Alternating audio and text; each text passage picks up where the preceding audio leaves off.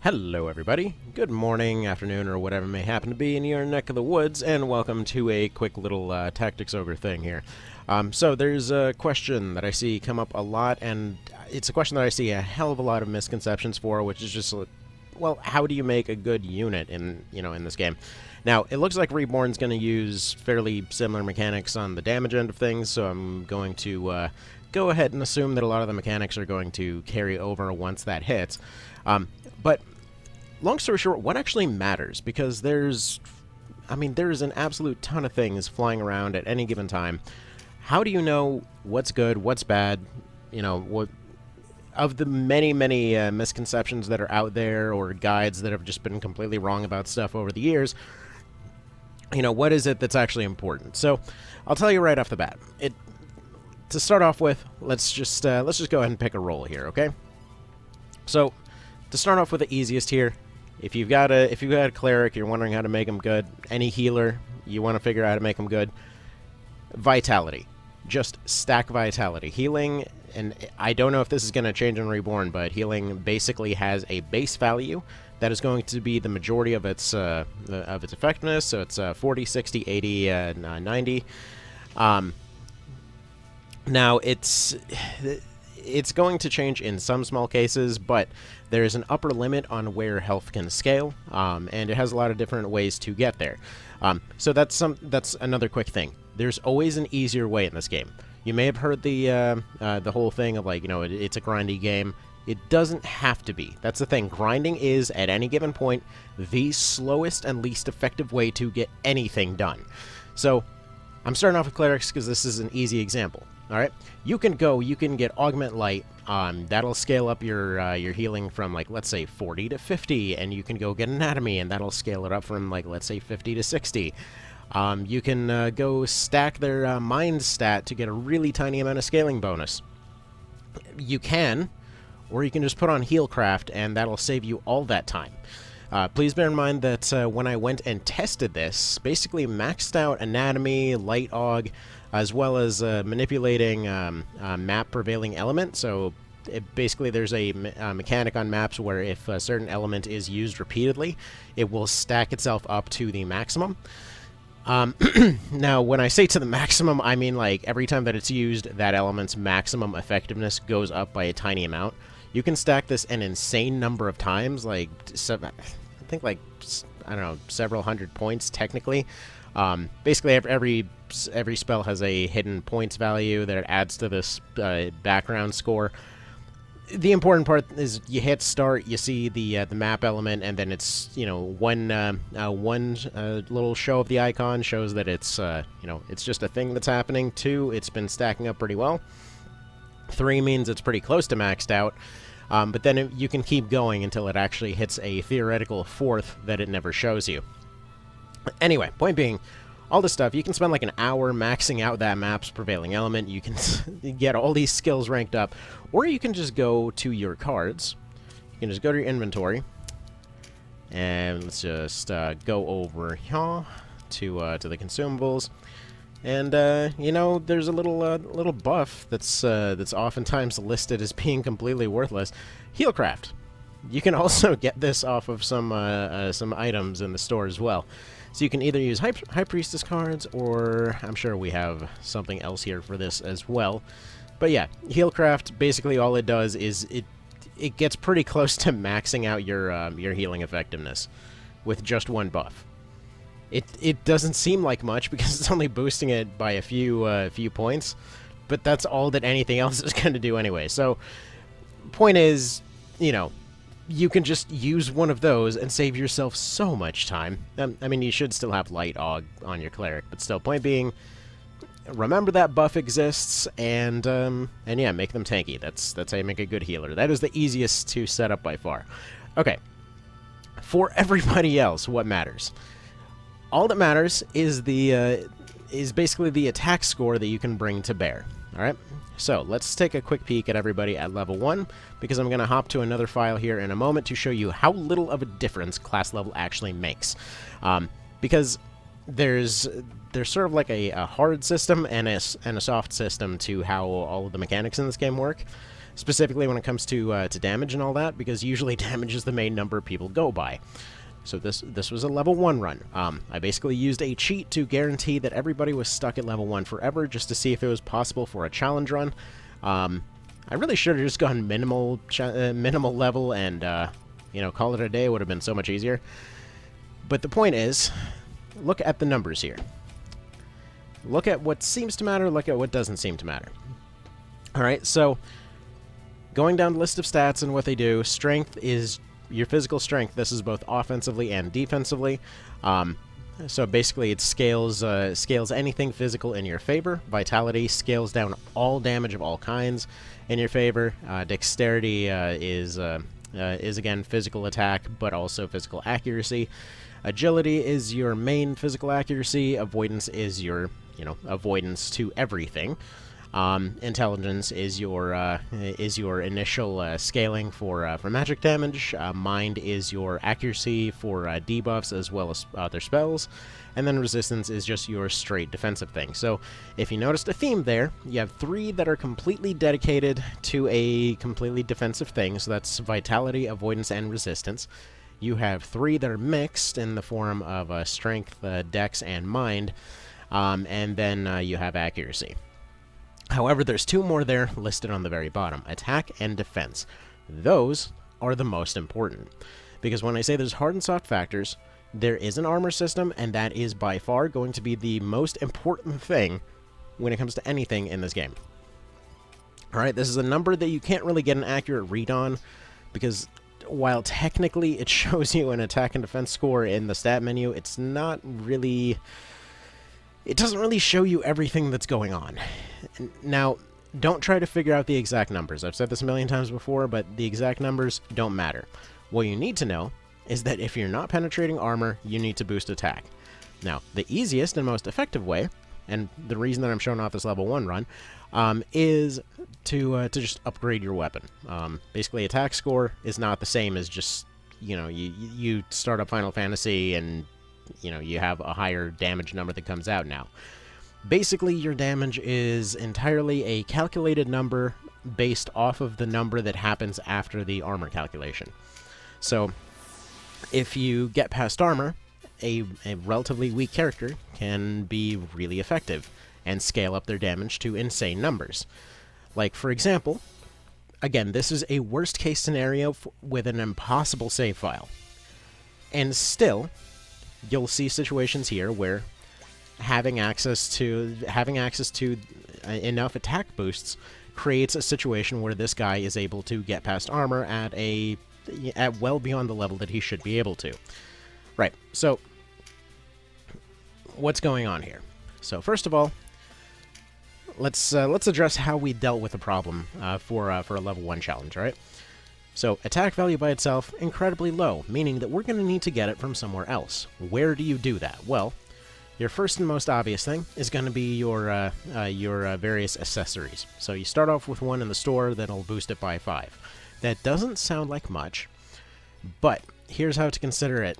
Consider every 4 points kind of like a little extra coin that you've added to your stack of different things that you can go throw at somebody, because that's exactly what all of these ranks do. So, every time that you get a weapon rank, that's another 4 attack off of that weapon rank. Every time you get a racial skill, that's another 4 attack off that racial skill. These also work in reverse, so if you need armor against something, like you'll notice that these guys are running a whole lot of skills, you know, effectively maxed out various weapon types without actually using those weapons, and because it basically just gives them the equivalent amount of armor against that particular type of skill. So, for example, if somebody with rank 8 crossbows were to attack somebody with rank 2 crossbows, they would effectively have their rank diminished to rank 6. Make sense? Okay. Alright. So, racial skills and elements work the same way. That part is going to change for Reborn, but whatever, we will deal with that when we get there. Alright. So, let's see what this looks like. So, regular, you know, basic-ass crossbow should probably not be doing 88 to somebody that is 6 levels higher in far better gear, but that's effectively what's happening there. The actual stats behind it all are really only, kind of intensifying the effect that you get after that armor calculation.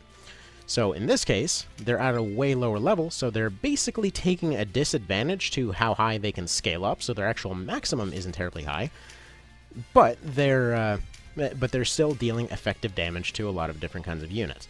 Like you'll notice right here, this is to show you the difference that anatomy makes. So like right here, this is a character that, like, base stats have been hard to come by in this run, so they're pretty close to being in, in the basic category here. I believe Felicia 2 here is one of the lowest characters. They are a generic from the shop, and all that they're using is a basic weapon with a high skill. So, why is this number low but still not a 1? Well, basically just means that they are getting past armor, because they're hitting the double digits, but they're effectively not scaling terribly well, because their stats aren't very good. But there's ways around this as well. Because again, the main important thing of this calculation, for the sake of damage, is just to know, well, basically just how much attack value you can bring to bear at any given time. So, like, this is fine. This is workable. I mean, this is, like, challenge run numbers, of course, but still, this you can make double digits work. This is why I say that double digits are usually the thing that will tell you whether or not you're doing effective damage or not, because you can make it work. Single digits usually mean that you're going to want to fix something up there. Alright, so while we can make this particular situation work, we want it to be better. So, what else can we do? Well, getting a hold of anatomy in a level 1 is a little bit difficult, because it's a skill that doesn't really unlock, meaning that the only way to actually get it would be to salvage characters that, would be around somewhere else. Which is also a problem, because we can't recruit anybody, because that, I believe, is like a level 5 skill or something like that, so we can't quite do that either. So, what happened here, and why he's doing so much more damage than anybody else, is that we recruited Yunin, and, well, we ate him. And so now he knows anatomy. But anyway, as you can see here, it doesn't even matter, because they're still being effective. Again, they are far outclassed by the units here. Their base stats are not really anything to write home about. Because again, you get base stats when you level up, or when you collect cards, or when you eat food items. Food items are something that I tried applying to this run, but they've pretty much all been put on the leader. But again, just kind of shows you that it was really anatomy that made the difference. Trying to stack base stats when doing this, even with his stats being about 10 points higher, there's so much of a disadvantage that it didn't even matter. So what do we do in a situation where we have a bit more normal of a save file? Well, let's take a look. Alright, so what we have here is my more or less original save from way back in the day, when I had absolutely zero frickin' clue what I was doing in this game, and yeah, just kind of the stuff that we wound up with, what we can improve, and potential misconceptions that may have happened along the way. So, alright, so first thing, right off the bat, in terms of class levels being important, there's honestly only a couple cases where they actually will be something that will directly affect what you can accomplish at any given time. So one of them being specific drops that only drop at specific levels, like the Crescent here. Basically, the way that it seems like they designed the game is that you would more or less remain stagnant around level 25 or so for a little while you're getting all your other classes around.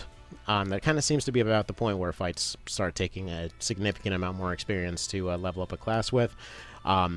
So a lot of drops ended up being kind of put in this like 25 to 32 window, which is honestly fine, because if you're playing normally, you'd be there most of the time.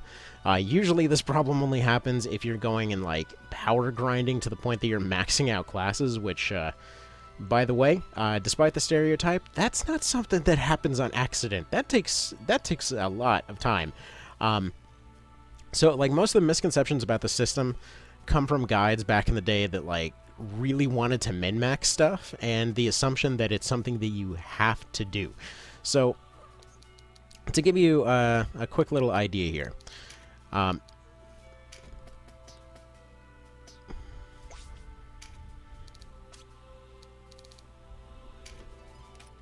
like, here's how the numbers end up going up over time. All right, so what we have here is a Terror Knight. It's a class that's never been used on this save file for the most part, and then we have Knights, which were used from the very beginning.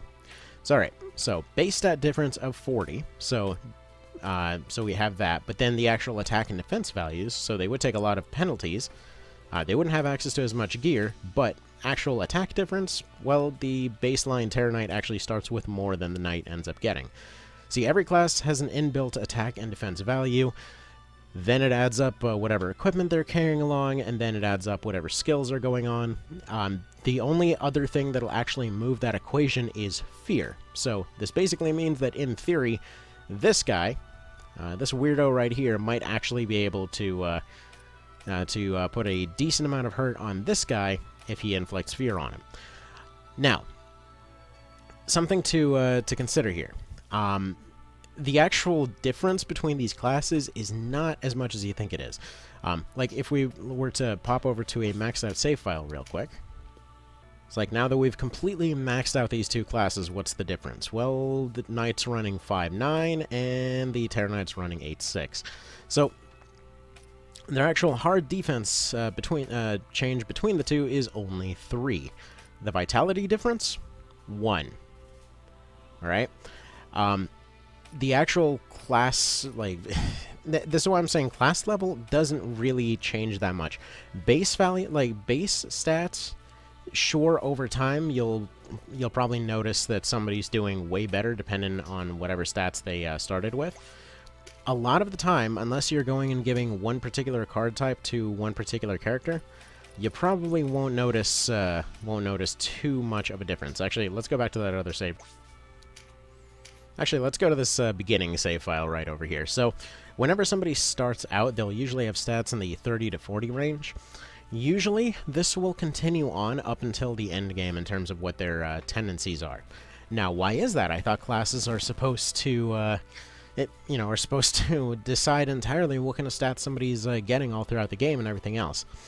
So those stats that are about in their 30s might get into 40s and 50s if you're going all the way through the entire game, you're going and doing another route, and then you're going through all of Coda.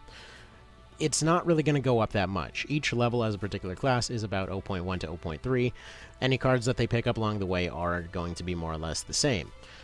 Meaning that those base stat values go up very slowly, and due to these stats being given upon level up, basically everybody normalizes.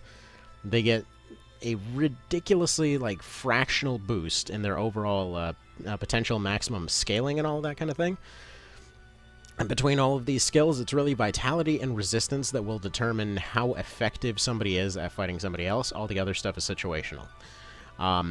Because if you need somebody to be accurate with spells or whatever else, well, then you'd have a situation like right here, where you'd have Spell Strike. Basically, a lot of the buffs and things will end up making far more of a difference than any amount of stats will. Like, okay, if somebody wants to go and grind out Mind, and they only use classes that boost Mind, and they collect cards that boost Mind, they're going to get, like, 1% accuracy, maybe not even 1% accuracy, per stat point that they get. They can get a maximum of 100, but still, like, it would take them hours upon hours upon hours to boost Mind. They may be able to go to their equipment and, boost it with particular things, but a lot of the casting gear already has Mind bonuses on it. So just be going and trying to squeeze out all these little bonuses from all these different items. And the end result would be that they are maybe 5% more accurate. Meanwhile, you can just go and buy Spell Strike, and that'll boost it by about 40%. So, like, if you need a debuff caster, just put on Spell Strike. If you need an offensive caster, just put on Spellcraft. Spellcraft actually boosts the attack value of the spell being used. Each one actually has its own individual attack value as well. That one does not really move up or down. Again, Spellcraft is the only way to boost it. If you're doing physical attack type stuff, just anatomy and weapon rank will usually be enough to get you where you need to go.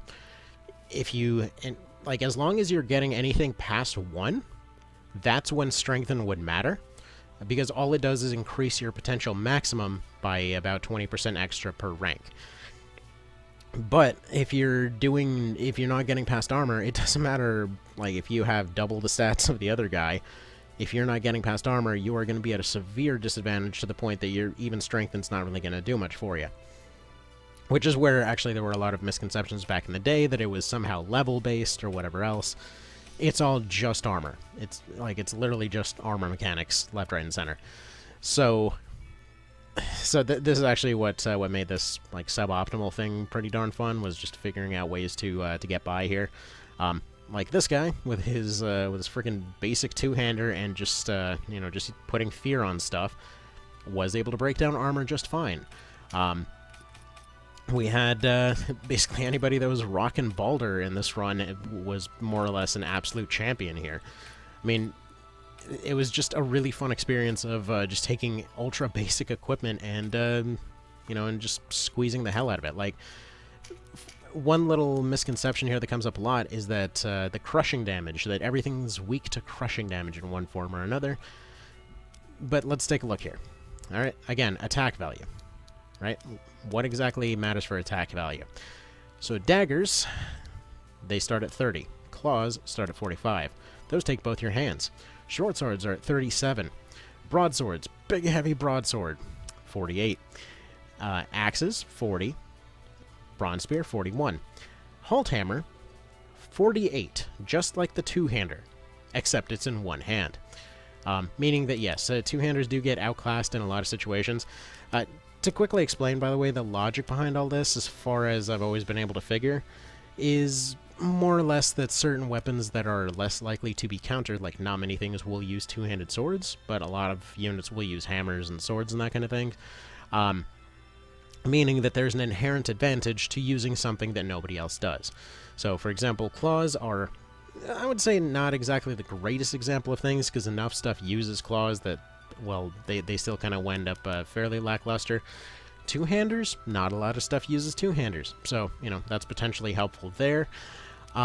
Yeah, the weapons themselves are kind of iffy, but once you get to stuff like the Claymore +1, they actually do start kicking some ass every now and then. But basically the idea is that, yeah, some of your potentially less useful weapons are actually more useful in the fact that they're useless, as backwards as that sounds. Like, for example, let's go back to one of those maxed out files here. Like 2 HKs, it seems like a lot of their logic behind why you would ever want to use them is, again, because nothing really resists 2 HKs. Stat-wise, they suck, but, again, nothing will have a defense against them. So if you ever looked at those and thought, wow, these aren't very good, but they're very consistent, that's why. That's the basic deal there. Now, yeah, Swordmasters themselves, not a terribly fantastic class. They've got stuff you can do with them, but, hopefully Reborn improved them a little bit. It's funny, because between all the classes, when I went and tested them against each other, to dispel another little myth of, like, certain classes are overpowered, let's go down them list by how you should be using them in terms of what they're actually good for. Okay? Warriors are not just your basic class, they are your arms master class. So they're good with learning a lot of different weapons, they're good at defending against a lot of different weapons, and they are one of the more physically powerful classes in the game. Archers are basically high scaling, high DPS, and long range, but they are completely worthless up close. Basically, you can do other stuff with them, like, for example, you can do a skirmisher by going short bow and dagger, which, by the way, if you ever wondered why parry and deflect aren't working for you, you need a melee weapon in order to trigger them. But yeah, when it comes to archers, they get a lot more attack opportunities through the game, meaning that they get past armor earlier due to those skill ranks, which is why they're often held up as being really overpowered. In reality, it's just a function of circumstance that actually makes them that way. Once you equalize all levels, skill ranks, all that kind of thing, they're actually somewhat lackluster, and in fact, they very regularly lose to more than half the classes in the game. Enchantresses are your, well, enchanters, wizards, whatever, they're your basic spellcaster sort, arguably the best right off the bat. Just wide access to a lot of different stuff. Never underestimate how good debuffs are. Like, debuffs are going to be far more devastating than any damage abilities. This is an Ogre game, after all, and there's a lot of armor systems flying around. So, for example, putting on Spell Strike and Balmy Breeze is absolutely busted in terms of, potential ability to control a fight. I mean, long range being able to put 5 units to sleep with about 80 to 90% accuracy is going to be a lot more useful than doing 10 more damage to one guy. Again, ignore the grind. Just think about the puzzle. Alright. Clerics, they're clerics. They're actually, again, a lot more useful than I know even... I've dunked on clerics in the past, but they're actually pretty solid for what they do. But yeah, stack defenses, don't bother stacking mind and intelligence, just anything with defense. Usually I just run them like a buckler and the best armor that is available at the time, and a defense ring. Usually like Vit rings and Baldur shields are going to be their endgame type situation. Leave their main hand empty. So, well, unless you want to give them like a Caldi or something, then you can make use of their higher mind stats, but either way, it's not really important. Valkyries and all that kind of thing, usually really good as soft tanks. So, sword and board, take a hit, take a recovery. They're not terribly fast, but they can do a lot of things. You can basically Play-Doh them into whatever you'd like. Don't try to do everything at once. Either have them be a fast recovery fighter type situation. Maybe you want to have a support. They're uniquely good at support, actually. With being able to conserve MP and use ease as well. So, just basically have them as a tanky support is the best way that I like to do it. Knights, make them naked, run around with phalanx. It's completely broken. Terror Knights, fear is the only thing that moves armor actively on when you're already in a fight. Hammer and shield Terror Knights stacked with like a Vit ring and just the best armor you got is going to be pretty darn solid. Drain health and things like that, it's not actually useless. Usually, drain power is going to be more useful. Usually having Spell Strike on them is going to be excellent. Usually training as like a wizard, carrying over Spell Strike is going to be a really good cross-class for them. And then you just go Hammer, Shield, and just Paralytic Wave all the time. It's going to be very accurate. So they can potentially be super oppressive. You just got to kind of think about it a little bit. Berserkers, risk management is hilarious. There's really nothing not too obvious about Berserkers. Pretty much everything they do can do something awesome. They're actually a really good example of how scaling can potentially do some crazy stuff, because they're the only one that can boost their stats by 50% and still only do like 20 more points of damage. So just kind of gives you an idea of how that goes. But if you get them high penetration, they can be really, really good. Swordmasters are, well, they're consistent. It's just a fairly low bar that they generally average at. Their buffs actually are pretty solid, but they take so long to animate that, again, I hope that something was fixed with that for Reborn. Dragoons, usually most useful as crossbow snipers, oddly enough. But yeah, they ignore heavy tanky units' armor. So yeah, beasts and dragons and that kind of thing, they just ignore their armor with their skills. Their stats are kind of mediocre, but they're the stats don't really matter that much. They've got a pretty decent weapon selection, and they're shiny. Ninjas, basically high DPS. 1 HKs, they're not really broken in a stats front, but they do scale very well. They have a double attack, meaning that they're going to train twice as fast. Rogues, highest innate attack bonus in the game, which is just kind of funny. So, very useful snipers. Fusiliers regularly beat archers, which is, again, just funny. Because something to consider that a lot of guides mentioned back in the day, like, oh, Fusiliers are worthless because they don't get augments and that's where the bonuses are. No, the bonuses are just on the weapon. Alright? If it gets past armor, it gets past armor. Fusiliers, like, they're... The best gun in the game has about 210. The best bow, I believe, has like 140. So that's going to be worth a lot more than even rank 8 of an AUG right there. Anyway. Beast Tamers, really good with just basically anything strength-based. They tamed stuff. What do you expect? And then you got your other stuff. This is kind of whatever over here. Alright, next little point here on when you do want to scale something up or train it or, train anything, all that kind of business, how do you do it fast? Because just sitting there and attacking enemy units over and over is not going to be the fastest way to do it. If you want something to go crazy fast, think about triggering the skill as many times as possible. So, for example, if this guy were to take an action, say he were to run up and hit a guy, he would get maybe 1% on swords, 0.2% on anatomy, and that's it. However, if he were to only put on swords, and then he were to put on counterattack, and just basically sit him up in the front in a bunch of tanky gear with a low-powered weapon, basically he would sit there countering everything, meaning he's suddenly getting 5% skill experience per round. Or, for example, you have 2 units with, let's say you want to train up daggers really fast, you give a couple of stickers to a couple of ninjas, give them double attack, and have them double attack each other over and over. Anything that triggers the weapon skill gives you experience in it, meaning that blocking with it, parrying with it, hitting with it, defending against another unit that's using that same skill will train it up. So having 2 units using the same kind of weapon just counterattacking each other over and over will make it go up really fast. To the tune of maybe if you're just, usually when I want to train somebody up with something, I'll just have them sit in the back row, not even doing anything for that fight, just taking swings at each other over and over. And usually that'll be about 20% experience per fight, just without even really thinking about it. We're just going through the story, whatever else, just those 2, just quickly pop them back and forth.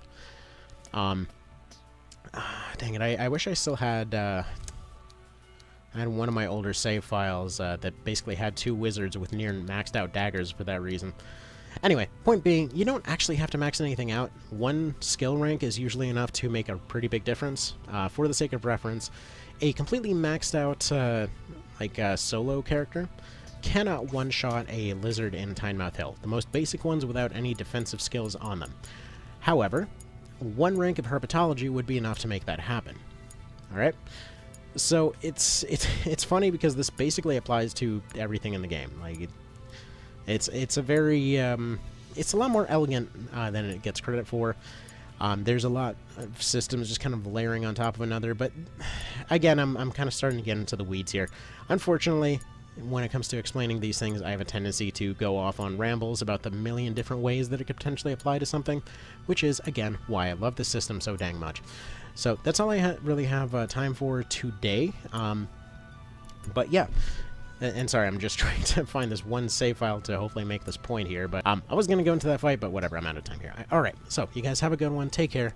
Hopefully this was useful, and again, if you have any mechanical questions, please feel free to ask. There's no stupid questions, because everything can apply in a million different ways, and I guarantee you, somebody has written a wrong game facts guide about whatever question you've got, because there were so many misconceptions. It's why there's the assumption that everything is absolutely grindy all the time, and there's no other way to do it. It's why there's assumptions that, every skill works completely different from how it usually does, and how every piece of equipment works completely different from how it does. The end result of all of it, you only need to bring to bear whatever attack score is going to beat the other guy's defense. Whether that's a finisher, because finishers have their own attack score, whether it's a better weapon, whether it's a different spell there, whether it's saying, screw it, I'm not going to bother with this, just go petrify them on top of a swamp tile and let them, slowly choke to death. There's a million ways to deal with everything. So you don't always just have to do the old RPG approach of me hit big number, me do good. That's not how this series works, quite frankly. Alright, anyway, so that'll be that. You guys have a good one, take care, and again, if you have any questions, please feel free to ask. Alright.